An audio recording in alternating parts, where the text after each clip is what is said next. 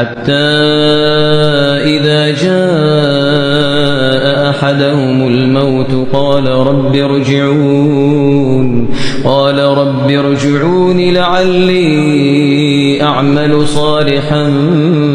فيما تركت كلا إنها كلمة هو قائلها ومن ورائهم برزخ إلى يوم يبعثون فإذا نفخ في الصور فلا